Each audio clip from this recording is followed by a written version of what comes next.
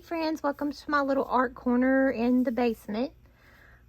I used a jelly plate or gel plate for the first time last night, and I absolutely loved the results. Look at that. That's just so pretty.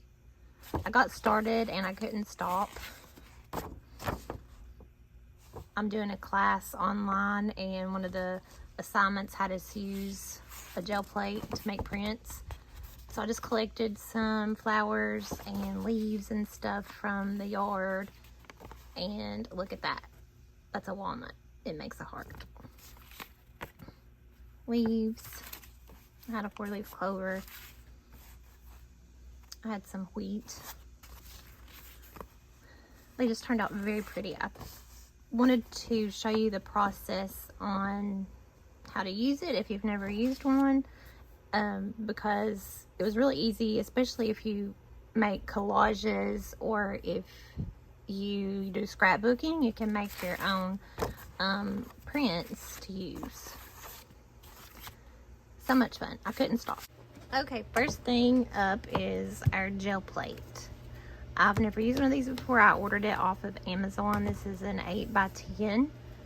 It cost about $27. They did have smaller ones, like a 5x7, and I even saw round ones. Just depending on what you're planning on using it for. I got the larger one because I thought I would use it more and be able to make larger prints with it. I have, however, discovered that if you get pencil on it, it's difficult to get off. And those marks are where I tried to get it off with a pencil eraser. So I may end up using the opposite side. If you know me at all, you know that I'm clumsy and I'm accident prone and I make mistakes, but that's how we learn, right? Okay, so this is the 8x10. I got it on Amazon. I'm sure you can get it other places, and it worked quite well. You can probably find it cheaper. Okay, the next thing that you're gonna need is a brayer. It is a roller. You use it to roll out the paint on the gel plate to even it out. You can use it to mix as well. This is a 4-inch brayer. You can get them in different sizes. I've seen them smaller. I'm sure they come larger. I'm new to this. I really don't know what all options there are. I know this one worked well for what I used it for last night. I've had it for a while. I bought it for a different project.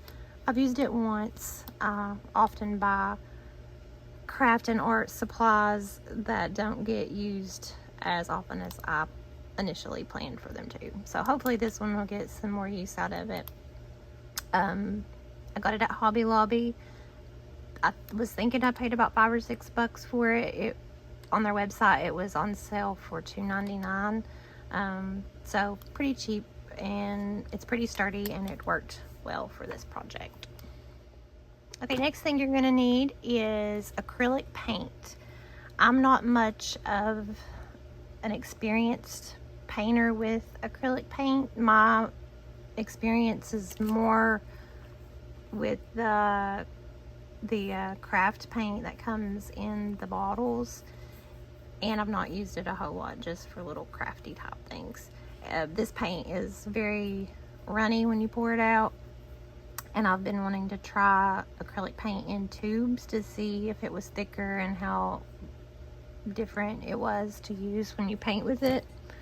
So I bought this a couple weeks ago at Walmart. It's got 36, it's got like 3 trays. There's 36 tubes of all different colors, because I have to have all the colors. But this worked really well for this project. I'll probably use 2 paints more, especially if I do more prints on the gel plate, but I probably will use it for other stuff as well. I already noticed that I'm probably going to have to buy a larger tube of white, because if I want to lighten up any of these colors, I'm going to be using a lot of white and probably black. So this was, there's 36 colors. It was about $37, so maybe a little bit more than $1 per tube. It'll get its use, I'm sure. So that's the paint. I also do, like I showed you earlier, I have some of the craft paint in bottles. We'll see how well that they work on the gel plate, since they may be a little bit more runny, but we will see. The next thing that's probably one of the more important things is the type of paper and different types of paper that you can use on the gel plate. I used a lot of different ones. I tested it out on different kinds just to see how it would work, and I liked all of them. I probably will try it on some other things too eventually. So this one was probably my favorite. I did on mixed media paper. It came in a notebook that you can just tear out the pages. It's a thicker, more like a cardstock that will hold up to wet paints like acrylic and watercolor. So that's that one. I also have some scrapbook paper that I have gotten in like a bound notebook of different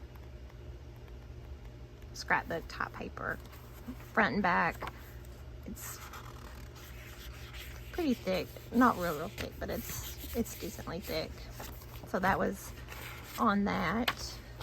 I got this at Goodwill for $1.59. I get lots of stuff at Goodwill. This is also on one of those scrapbook paper. I tried to put on this. Is actually the back of an old book. One of the projects in the art class that I'm doing has you use the back of a book. I haven't done that yet, but I did try using the wheat. I use the wheat more of as like a stamper instead of using, like, placing this directly down on the plate. But it worked okay, and I may add some more to it. I have some little pieces of scrapbook paper. Let me show you. I have I've had these, I'm not lying, probably 15-20 years that I've never used. It's got some little sheets of tissue paper that's got metallic flakes in it. Lots of thick cardstock colored paper. Lots and lots of different stuff. It came in like a variety pack. So I've picked a few of those pieces. One of my favorite things was this. This is actually some paper that I made myself from recycled paper. And I can show you how to do that in another video. I've recorded myself doing it. But there was the wheat on this. This is the tissue paper. It's got the fibers in it. Thin paper. This is also the tissue, that thin paper as well. This is more mixed media paper. I had some black watercolor paper, which came out nice for having the black background. This is wax paper, parchment paper. I really don't know what the difference is. This is more versatile than wax paper, but it tears off in sheets. I did not buy this. I don't know where it came from. We bought a house last year and it was in the pantry, so I'm just making use of it. But I'll probably buy more because I like the effect because it's thin and it stuck to the gel plate really well. But you can kind of see where I had a plant here. I did my zinnia here. It turned out pretty neat, and it's more thin see-through. This is on the wax paper, parchment paper as well, so you can see it's very see-through. This is on the parchment paper. I think that's most of the stuff that I did use. This is also some paper that I made. One other thing that I haven't tried yet that I want to try is maybe pages from a book. I have this church hymnal book that my dad got at a estate sale that was free. So I may use one of these pages to print on. Would be pretty, especially with that song there in the garden, and put some flowers on it. That would be really pretty. So you can use whatever kind of paper that you have, but you've got lots of choices, probably more than this that I'm showing you. But okay, the last thing that you'll need is things to print. I've got a variety of things that I've picked up in the woods, along the side of the road. Just go outside and take a walk and you can find things. It doesn't have to be a pretty flower. It can just be something that you might think as a weed, and it would print really pretty. So I'm going to try a couple different things and show you the technique on how to use the jelly plate, and then you should give it a try and try some different flowers and show me how yours turns out. Okay, I think I'm going to try this Fern, because I think it makes a really pretty print, and it's easy and simple, and it will be a good first demonstration. So you want to get you some, I'm using just the craft paint. Get enough up here. You can always add more. It's a little bit more difficult to get the paint off once it's on there. And as you can see, I've got some leftover paint left from the last print that I made. I'm just going to leave that on there. It'll just add some extra color whenever I lay my print down. So you want it to be nice and even. If your roller is sliding, you probably have too much.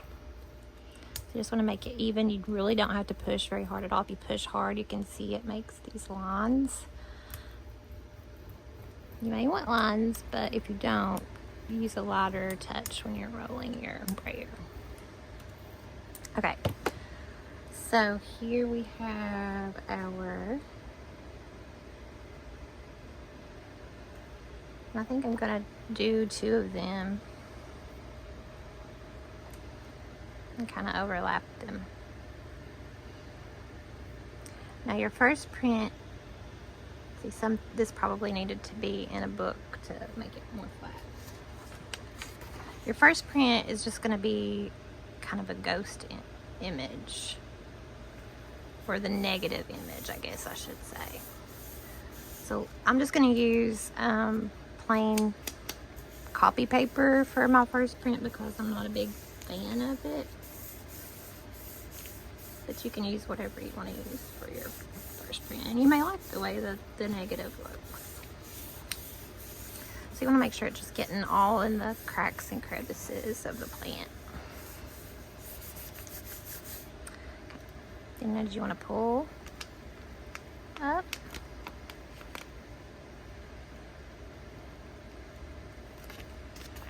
And that leaves our negative print, which is pretty, just not my favorite. Then we can pull these up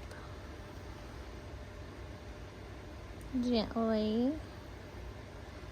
Now I'm going to show you 2 different ways to get your print off there. If you do it while it's wet, you want to stick you another piece of paper.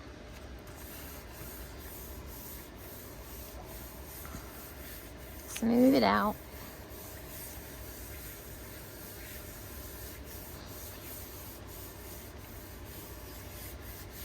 This will be the image that's left behind, and you should get all of the details from the flower, the leaves. You can see it's picked up some of those other colors that I already had on my gel plate. Okay, so those are, or that's one way to do it. I'm also going to show you, we'll just do the green again.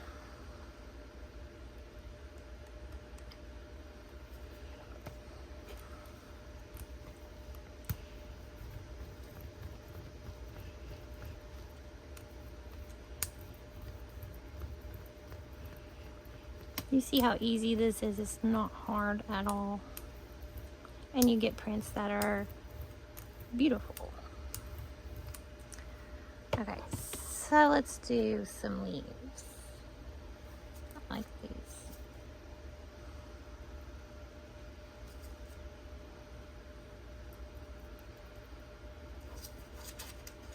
I like these that are shaped like a heart.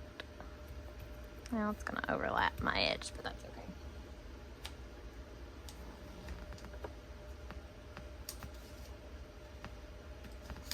My copy paper.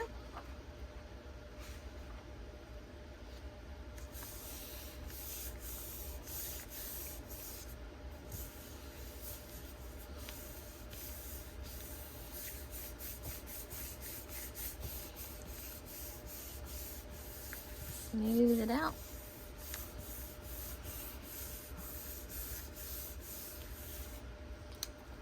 Then we're going to pull it up, and this is where we get our negative image.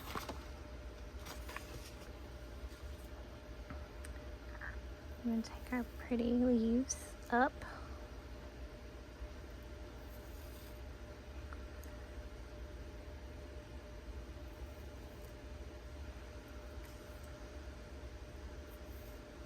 So you can already see the veins in the leaves. So for this one, we want to make sure this is a little bit dry because we're going to add a color. So I'm going to use my hair dryer, just dry it a little bit, because we're going to add a second color.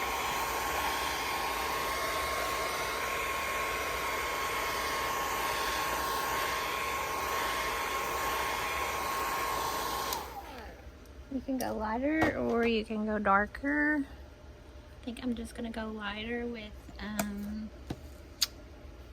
let's use a pink. It's very light pink, sweet blush. And put more of it. That might be a little bit too much. We'll see. Probably should have wiped the green off of my Brayer. It's mixing with the pink. It's always good to have. I probably should have done that already. Have you scrap paper to wipe off the extra. Okay, now we're going to get another piece of paper.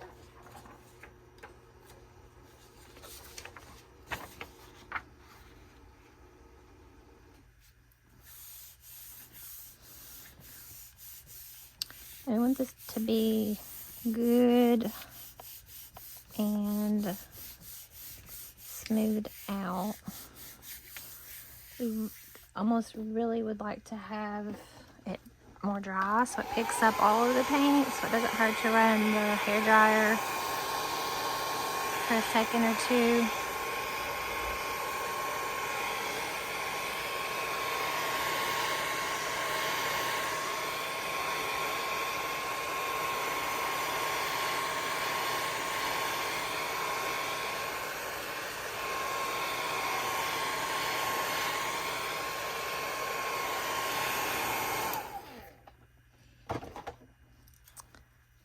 And we'll pull it up. And so then we have a background color with the leaves printed.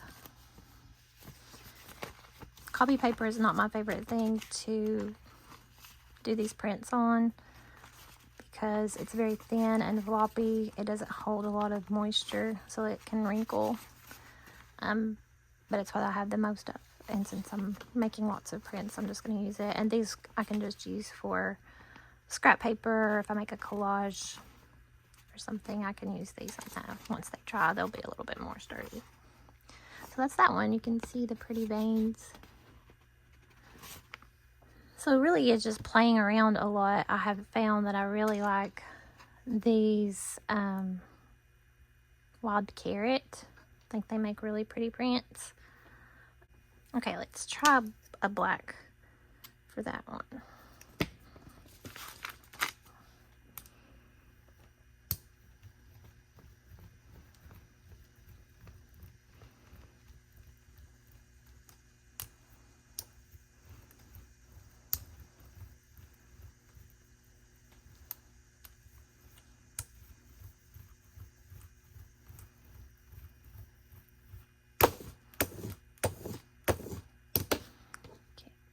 And so it's up to you how you lay them down.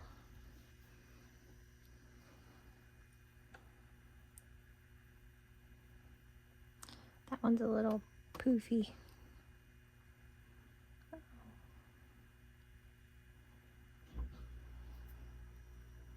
Got one more, so we can find him a spot on there.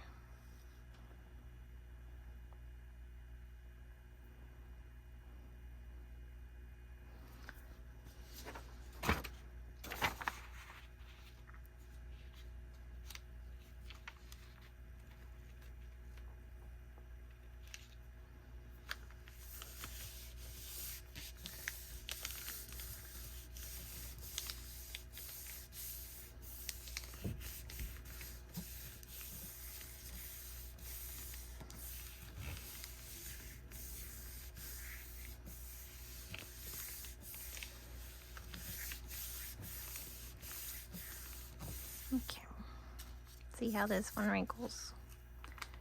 If you use a cardstock, something heavier duty, it'll hold up a lot better. See, there's that one. These almost look like palm trees. And I'm going to use one of these. I'm going to use this print that I just made to put this on.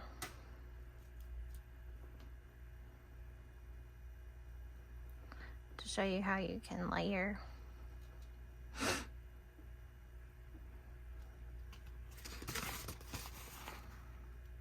not gonna paint on that one. I'm just gonna do it straight black.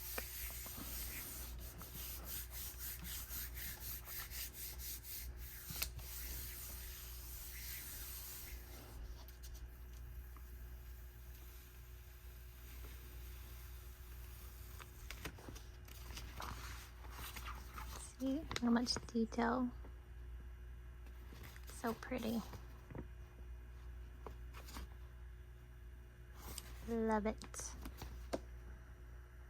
Okay, so that's how you make prints out of plants, and they turn out beautiful. Alright, now that I have showed you how to make a print on the gel plate, I hope that you try it. You'll see that so much time will go by and you won't even realize it, and you'll make so many pretty prints. I do want to share a few things that I've learned over the past couple weeks playing around with the gel plate, and I'm by no means an expert or a professional, and I know I'll learn lots more the more that I use the gel plate, but I've got a few things that I want to share with you that I think might be helpful. Number one is that paper matters, and paper matters depending on what you plan on using the prints for. If you are just making prints that you are going to put in a collage or in a scrapbook, the copy paper would probably be okay. But if you're going to use it in like an art piece or add more paint to it or draw on it, I would recommend using cardstock or multimedia paper, something thicker that can hold up to the weight and the wetness of the acrylic paint. The copy paper just doesn't hold up well. It can rip, it can warp and have wrinkles in it from the wetness, so it's just not a prime type of paper to use. Number two is flatten your plants or leaves or flowers in a book before trying to put them on the gel plate. It works so much better. It's so much easier laying them out and laying out your print than if they're fluffy and you're trying to hold them down as you're trying to make the print. If you do have ones that are thicker, you might want to take a book. That way you get an even pressure placed on the gel plate. That helps a little bit, but putting them in a book for a couple hours or even overnight or a couple days would be even better, and you can have a lot easier plants to work with.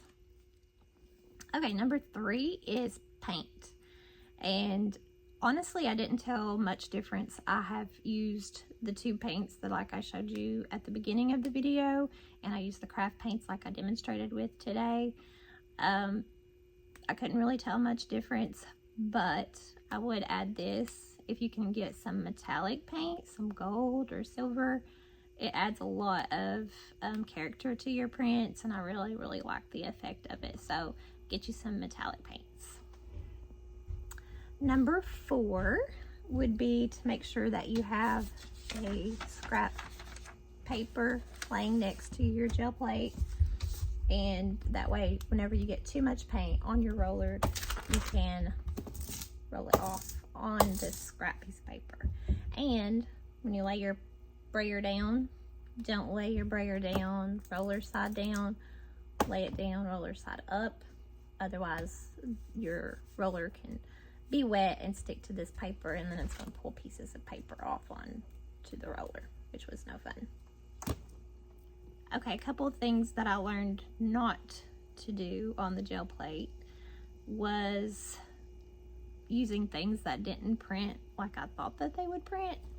Like my little bottle, I got it for $1 at the flea market a few weeks ago, and it has this beautiful tree print, and I thought how pretty it would be to make a print of this. Well, it didn't turn out very well. It didn't print well. The curvature of the bottle did not, it only got this middle part. I tried to press harder and it slid around on the gel plate, which didn't leave a print at all. So things that are slick like this, I don't think do quite so well. I may try it again and let the paint dry a little bit to where it's more tacky and not wet. We'll see. But when I tried using this, it didn't work. I also tried some buttons of my grandma's, and I mainly just got circles. Some of them had prints that I was hoping that would transfer over, but they were also slick and slid around as well. So those didn't do so well. So I would think you should use things that can absorb just a little bit of paint and pull it off instead of sliding around. But I didn't have any luck with those things. So that's just my advice on those kind of things. Alright, thanks for watching and listening, and I hope to make some more videos and show you some other cool things that we can do with the gel plate. I'm still learning and finding new techniques. For example, just playing around with colors on the gel plate and mixing them together, looking for patterns. And I've done this one by finding things that look like flowers and drawing flowers and using the ink pen and adding some white for detail. I just love the way that these turn out. I've done several this way. I'll show you how I come up with this in a different video if you're interested. And then I also know that you can make prints from photographs. I'm just haven't tried that yet, so I'll be practicing that, and I can show you how to do that. So thanks for watching, and I'll see you next time. Bye.